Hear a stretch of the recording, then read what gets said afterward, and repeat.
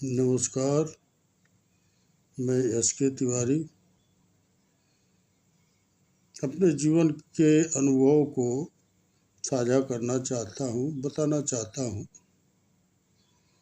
वैसे हम retired employees हैं और इतना दिनों के बाद अब अनुभव हुआ है कि लोग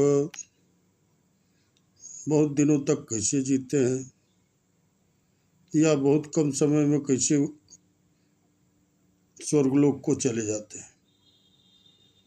तो इसमें समझ में आया कि कुछ जीवन व्यतीत करने का नियम जो है, पालन करने से लोग दीर्घायु हो जाता है और जो नियम पालन नहीं करता है, अनियमित ढंग से जीवन व्यतीत करता है, उसको कष्ट होता है और जल्द इस दुनिया को छोड़ के ऊपर चला जाता है। इसलिए उस अनुभव को साझा करने के लिए मैं सोचा कि जीवन यात्रा में कुछ लोगों से साझा करूं और दीर्घायु होने के लिए या ज़्यादा उम्र तक जीवित रहने के कुछ सुझाव बताऊं। तो वही बताना चाहता हूं। वैसे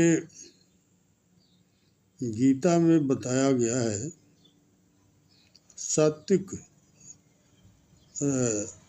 जीवन व्यतीत करना। असल 3 तरह का जीवन लोग होते हैं, सात्विक, राजसी और तामसी। तो सात्विक विचार वाले पहले तो खान पान में भी सात्विक भोजन करना उचित होता है, जिससे कि दीर्घायु होता है, सुपाच्य होता है, अनाज पचता है, कोई रोग नहीं होता है, निरोग रहता है आदमी। राजसी भोजन में बहुत सब तीखा, खट्टा, मीठा, हैन तैन कई तरह का भोजन होता है, जिसके खाने से थोड़ा मन भी भटकता है और उसमें तामस ज़्यादा आ जाता है। इसी तरह से सात्विक तो सबसे उत्तम होता है, राजसी और तामसी। तामसी सबसे खराब होता है। तामसी का मतलब हमेशा लोग गुस्से में रहेंगे, क्रोध में रहेंगे, ईर्ष्या, वैमनस्य वगैरह वगैरह सारी बातें आ जाती है, जिसकी वजह से उम्र में शरीर के स्वास्थ्य में खराबी होते रहेगी, लोग बीमार ज़्यादा पड़ेंगे, खान पान उचित नहीं होने से पाचन क्रिया सही नहीं होगी। अब इससे मुख्य 3 चीज़ पाया जाता है। पहले तो खान पान शुद्ध और सात्विक, दूसरा विचार शुद्ध होना, किसी के प्रति द्वेष, क्रोध। अब द्वेष और क्रोध आदमी करेगा तो दूसरे को क्या पता है।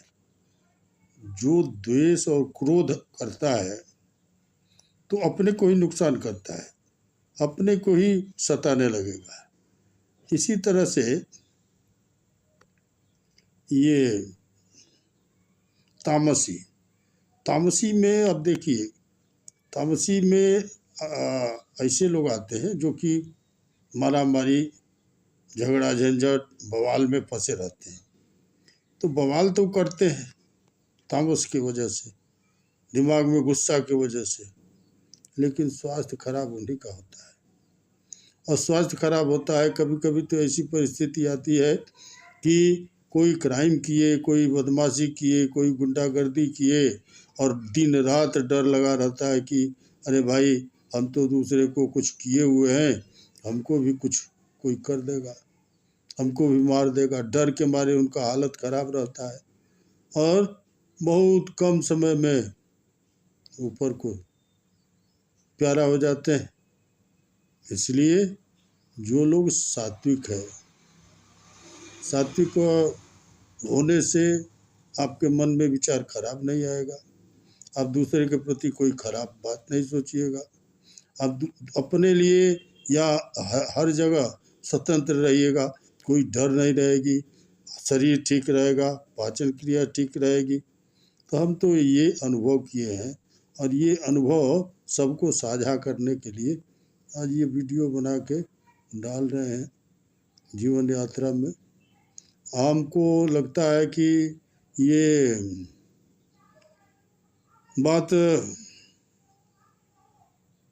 सबको अच्छा लगेगा, क्योंकि सब लोग ज़्यादा दिन जिंदा रहना चाहता है। तो जिंदा ज़्यादा दिन रहने के लिए भैया यही 2-3 उपाय है, और इस उपाय को अगर फॉलो करे आदमी, ये नियमबद्ध करे, तो अधिक दिनों तक जिंदा भी रह सकता है, दुनिया का आनंद भी ले सकता है। और ये मिथ्या, झूठा, जंजाल, बवाल, धन दौलत अपना खाने भर कमा लीजिए, ठीक है, लेकिन कमा के गाजने से, घर भरने से या बहुत धन इकट्ठा करने से भी कोई फायदा नहीं है। धन की 3 गति होती है जो कि शास्त्रों में लिखा गया है। धन कमाइए, खाने भर, खाइए पीजिए, मौज कीजिए, दान दक्षिणा कीजिए, पूजा पाठ कीजिए। तो नहीं अगर बचा के रखे तो बचा के रखिए तो क्या होगा, आपका अपना कुटुंब ले जाएगा, कोई लुटेरा लेके चला जाएगा, सड़ जाएगा, गल जाएगा, खराब हो जाएगा। इसलिए आराम से इसका सदुपयोग कीजिए, पूजा पाठ कीजिए, यज्ञ हवन कीजिए, दान दक्षिणा दीजिए, लोगों का भलाई कीजिए। इसमें शांति मिलेगी, मन को सुकून मिलेगा और जीने की इच्छा होगी। दूसरे की भलाई करने से मन में प्रसन्नता होती है। अतः सात्विक विचार जब रहेगा ना, तो ऑटोमेटिक आदमी दूसरे की भलाई भी करेगा, अपना भी भलाई करेगा, दूसरे को भी सुंदर ढंग से सहयोग करेगा और अपना भी सहयोग करेगा। हमको तो इतने समझ में आया है। इसके अलावा भी बहुत सारी बातें हैं जो हमको नहीं याद है या हम नहीं जानते हैं। हम तो जो जानते थे वो बताना उचित समझे और बता रहे हैं। आगे प्रभु की इच्छा और जीने की कला तो यही है कि सात्विकता से बढ़ के हमारे समझ से दूसरा कुछ नहीं है। बुद्धि विचार शुद्ध होगा तो सब काम शुद्ध होगा और शुभ होगा, और इसी तरह से शुभ होते जिंदगी बहुत दिनों तक आगे बढ़ेगी। अन्यथा अब विचार अगर गंदा हुआ तो कष्ट भोगने के लिए तैयार रहिए, लेकिन कष्ट नहीं भोगना है तो सात्विक बुद्धि रखिए, सात्विक भोजन कीजिए और परोपकार कीजिए, उपकार कीजिए, पूजा पाठ यज्ञ हवन कीजिए और खुश रहिए और सबको खुश होने के लिए प्रेरित कीजिए।